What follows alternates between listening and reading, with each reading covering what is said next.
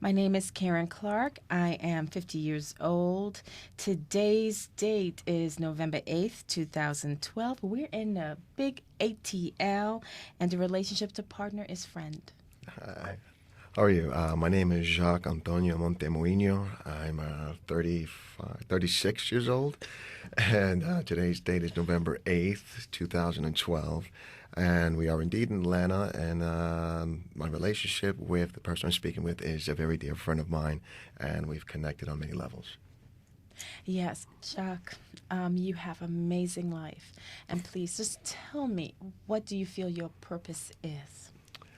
That's actually a question that, that I have to be very careful on how I answer, considering that a lot of people have goals and a lot of people have purposes. And I feel like my purpose is one that is so grand that it could easily be mistaken or, I guess, put into the same category as someone who is crazy. There's a saying that says, people who believe that they're crazy enough to change the world usually do, or something to that nature. And I really do believe that with my talents and my abilities and the experiences that I've gone through, will give enough hope and enough motivation, enough enlightenment, enough guidance, and enough building blocks to facilitate their own life and help them be better people, and maybe, hopefully, in the end, make this world a better place. So you feel that what I'm hearing is your purpose is to share your life story for the betterment of other people then? I believe so. And it's not just my life story also. I believe that I have talents between my writing, my artwork, making video games, making appearances at different colleges, helping with education, mentoring. There's a lot of different things that I do that will ultimately create a ripple effect. So what major experience in your life will impact the general public? As of right now, or in the past? In the past. Oh, in the past, there's been a lot. I mean, just the decision that I made to get out of the bed when I was told that I had multiple sclerosis and it was going to put me in a wheelchair in 6 months, and my life expectancy was going to be shortened considerably, and all these things that the doctor told me, it crippled me psychologically. I didn't want to get out of the bed. And the day I decided to get out of bed to continue living has put me on a path where years later, I've employed people, I've made 3 different video games, I'm working on a 4th now. I've made substantial contacts in the industry, and I've also helped mentor. These are all things that came from me feeling like I have an opportunity to still use this life while I still have it for the betterment of someone else. Now, let's move back a little bit. Tell me a little bit about your family, the very beginning. Oh, wow. I want to hear about your family. Being a typical Puerto Rican family, of course there are Puerto Ricans everywhere, but, I remember growing up as the Bronx being the home of the Boricuas. That's where we all were. You heard salsa music out the window, and, you smelled the sofrito, and you smelled the food being cooked in the hallways, and predominantly, in my building there was mostly African American and Puerto Ricans. You had a couple of Jewish people here and there, but the family that we had was definitely a real Puerto Rican. We had a lot of parties. We had typical issues of Puerto Ricans, a lot of loud talking, a lot of screaming. The later it got at night, especially at a gathering, it's like if one person started speaking loud, then another person spoke a little louder, then another person started speaking a little loud. Before you know it, the entire house is screaming. Mm-hmm. Loud music, a lot of dancing, and we were pretty close. My mother, being first generation Puerto Rican, very, very, very hippie, I guess I could say. I hope she doesn't get mad at me for saying that. But, she was a part of a lot of different political movements. Back in the 60s, she was affiliated or had some dealings with the Black Panthers. There was also some dealings with Young Lords, which is another political party, which is similar to the Black Panthers, but from a Latino aspect. Mm-hmm. My father was a very hard worker. He was born in La Perla, Puerto Rico, mm-hmm. which is, a pretty unique place in Puerto Rico alone. I won't say anything mm-hmm. more about that, but he's a very hard worker, and he never left us. And that's something I can definitely attribute to his upbringing as a Puerto Rican. You know, he knew very early that it was his job to take care of his wife and his family. And despite whatever he did out in the street, he was always home. My father was always there. My father never left me. My mother was always supportive of him. And, you know, they had their ups and downs over 50 years of marriage. Let me see, 69? Just about 50 years of marriage and married. And so they definitely created a stable household for us, no matter how rocky it may have seemed at times. Then I also had my two other sisters, Chandra and Dawn. I love them to death. My two big sisters. I was the baby of the family. And there was a lot of social interaction there. The dynamics between us was tricky to say to say the best. You know, but in general, our family was a very happy family. We went on a lot of camping trips. We had a very long, extended family: cousins, uncles, aunts, nephews, and second cousins, things like that. Now, you also mentioned to me about Superman a while ago. Tell me a little bit about the Superman syndrome. Oh, Remember? no. Did I really? Yes, yes. Because now I'm hearing a little bit more about your mom and her courageousness and her part about justice and what she was a strong believer of justice and righteousness for I would say the underdog. Now you tell me about Superman. So now I see the relationship between you and, please tell me about that dynamic. Well, it's funny because my mother constantly tells me that I get that from my father. My mother definitely stood for right and wrong and had very strong moral convictions about how a family should be run and some of the obligations that married couples have to each other, honoring their mother and father, and really upholding a lot of these standards and these morals that are so prevalent in a lot of these books like the Bible and other things like that. But my father was definitely known for running to someone's rescue on the drop of a dime. I remember very young. We were in 2720 Grand Concourse in the Bronx, and about 3 o'clock in the morning, we hear rape, fire. There was an older Jewish gentleman who lived in the building. And again, I don't know why he was coming home that late, but apparently he was being robbed or something. Somebody was doing something to him, and without a hesitation, my father jumped out the bed, down 4 flights of steps, and he was out there to go help him out. And that was just one time where I've seen my father jump to the rescue. And it's not something he thinks about.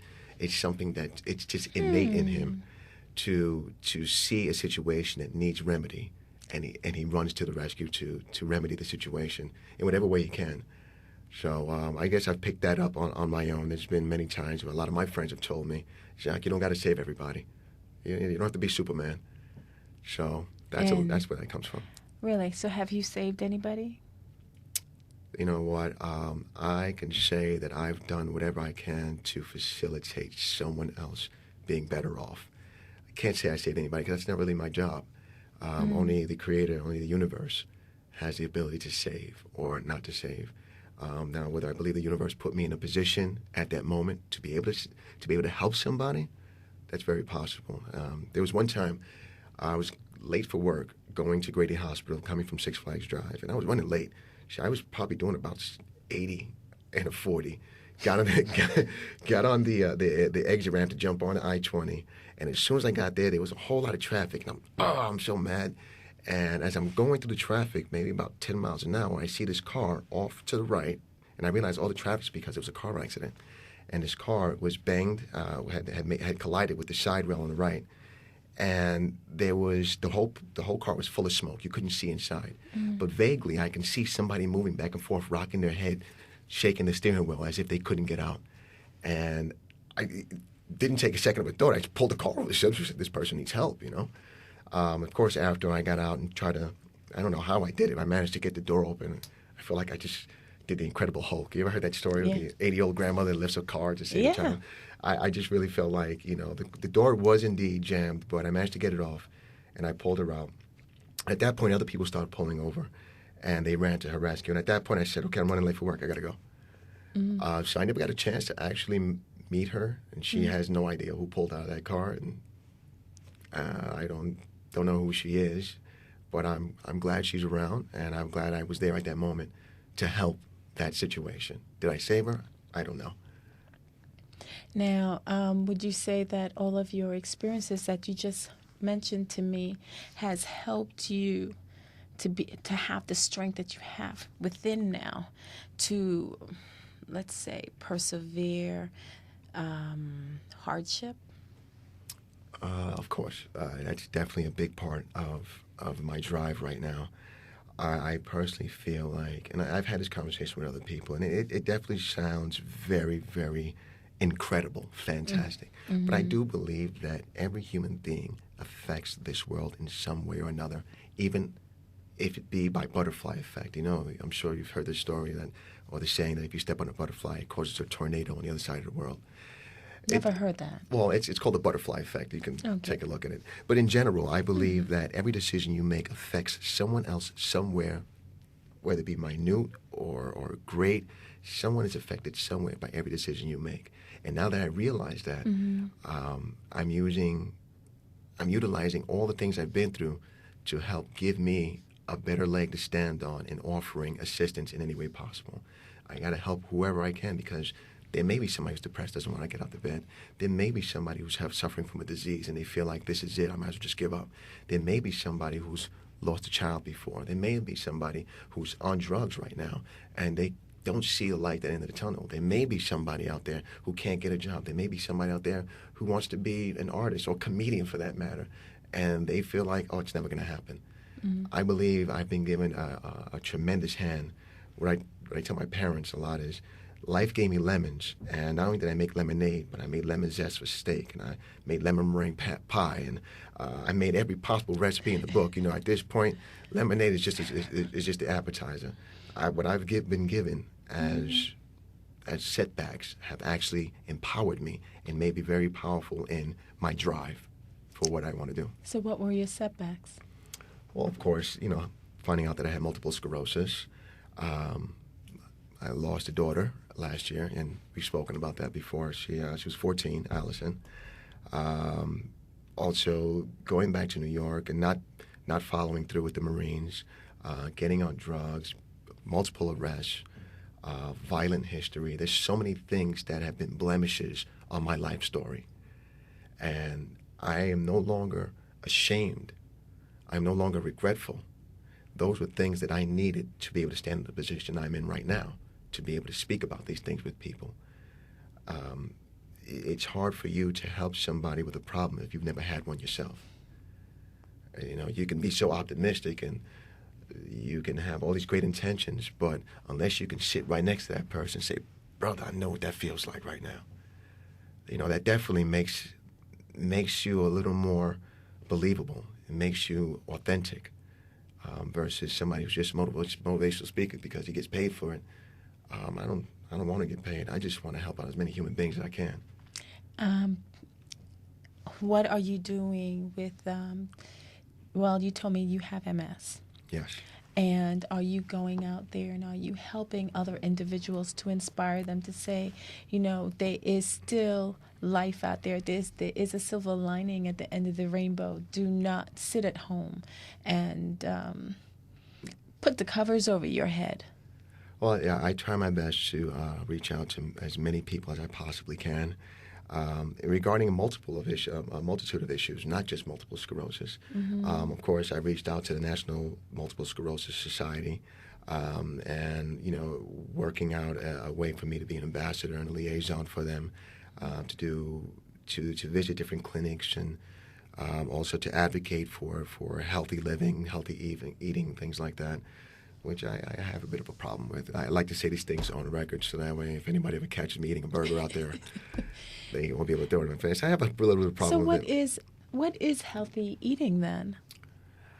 You know what? It just depends on your environment and who you're speaking to because, you know, if you go to traditional Christianity and religious, you know, they're going to tell you this, that, and the other. Mm-hmm. Don't eat this, eat that. And if you go to this other religion, they'll say, don't eat pork, don't eat this. And then, of course, you go to the Surgeon General and nutritionists, and they'll tell you all these, what is it called? The gluten products. Those are bad for you. And you know what? They're saying milk is bad for you now. Now they're saying that cold water is bad for you.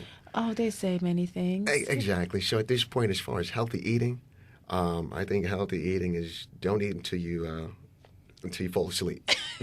That's healthy. You eat what you can. You only live one time, and don't be Okay. gluttonous, and try to make the most of your time. You eat what makes you happy. If I were to meet you for the first time and sitting and just sitting here, not knowing you, I would have never known that you have any kind of disease or MS, because people have an image of what MS is. You seem to have an athletic looking body.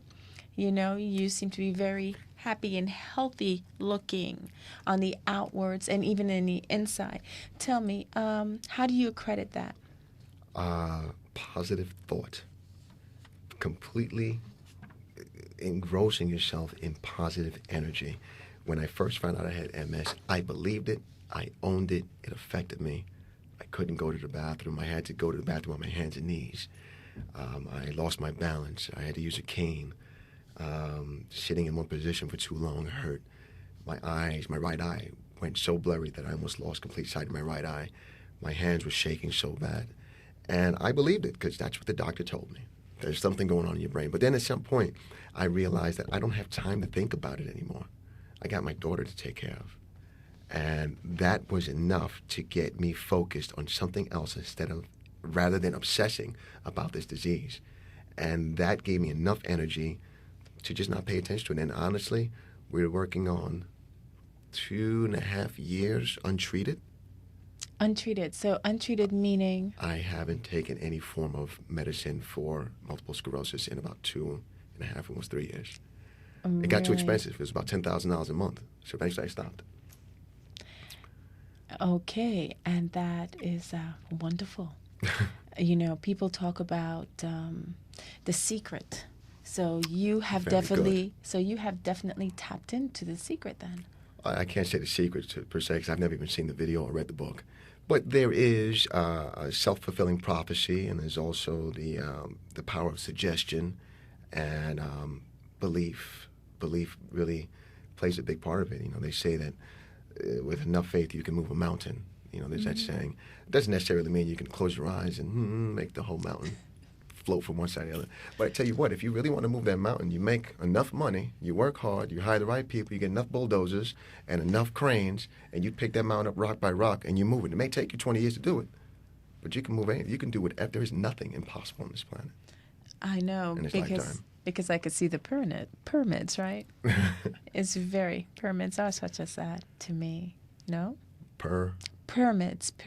Oh, pyramids. Well, Yeah, the pyramids. I guess I'm not speaking too well right now. Pyramids. No, you're speaking just fine. It's actually, I did. Yeah. Anyway, as far as pyramids go, that's a really interesting story, and we could talk about that for No, hours. not upon right hours. now, right now. What we're going to talk about is your life, because your life is extremely interesting. Of course, I know you personally, so I know so much about you. And I want to hear about your youthful days, the days before the children came, and the different things that you did that you said is your alter ego, or the past that you really don't want to talk too much about, but you have shared. Oh yeah, there was. It depends on how far back you want to go. I went through a lot of different ups and downs, a lot of benchmarks and milestones in my life, where I started out this really soft, tender-hearted, artistic boy, spoiled by lots and lots and lots of women, which, by the way, carried over and really affected me in my life, and that's a different story in itself. But then after that, I wound up going into my late teens, early 20s, becoming a negative aspect to society.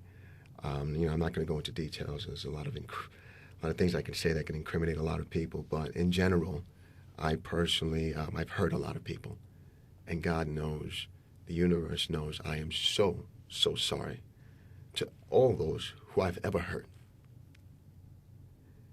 But it definitely, those years were really bad years. I was lost in the streets, in fast life, in the nightlife, drugs, violence, womenizing, aimlessness in life. I was wasting my potential. I was wasting my energy. for many years. I think it was about 8, 9 years. And what was the turning point in your life? Where did you turn? What was the It was it wasn't just one aspect. It was quite a few, actually. It's something that the change happened over increments over a certain duration of time. My cousin Angel was shot, and I had also lost a cousin Juju when I was very young from being shot in the streets. And I have a cousin Gino who was shot in the streets. And at some point, I started realizing that the drugs were taking over my life, and I was following the path that my cousins did that ended with them dying. And that was one step. That made me take a step back a little bit. It took some time. Then the next thing was my daughter was born.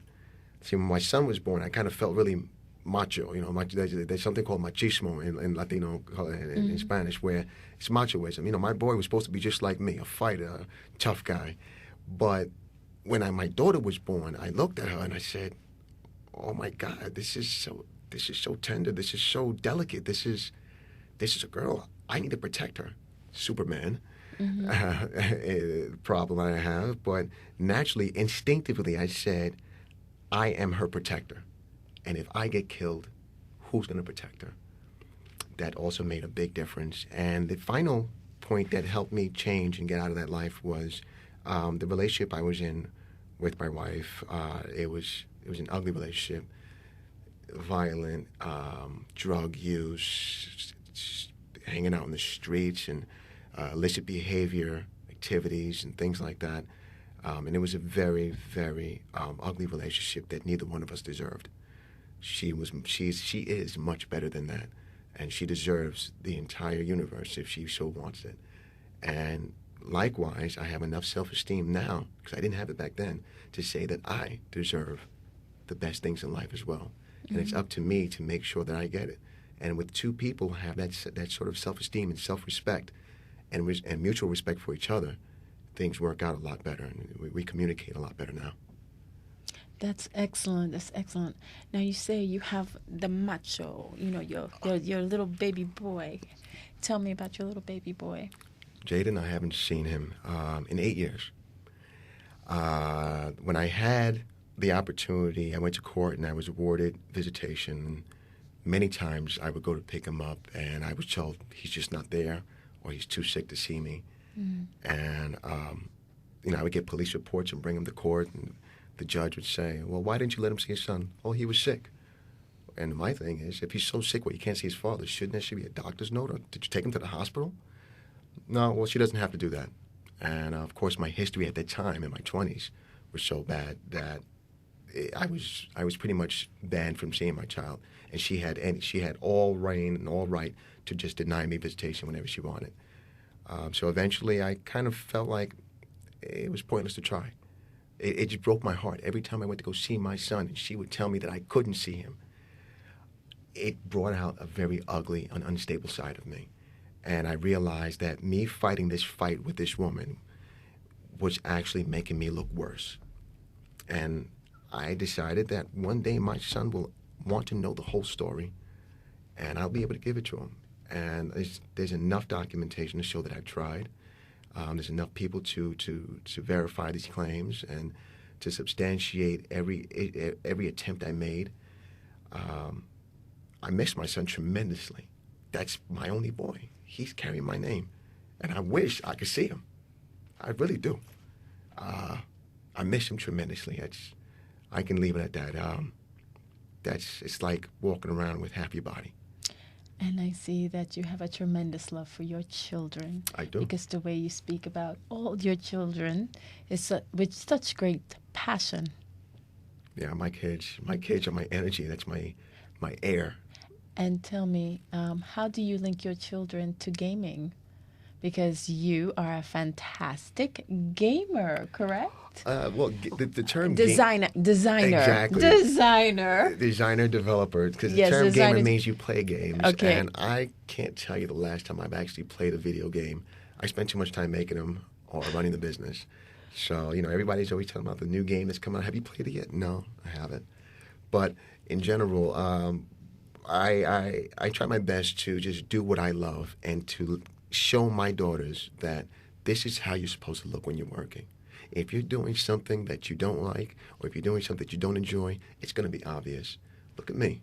Your father's doing what he loves, and because of it, my daughters, they jump behind the art table. They grab whenever they see a pencil, they draw. My daughter, my 7-year-old Jenna, JD, I call her JD Lady. She's an artist also, and she's designing games of her own.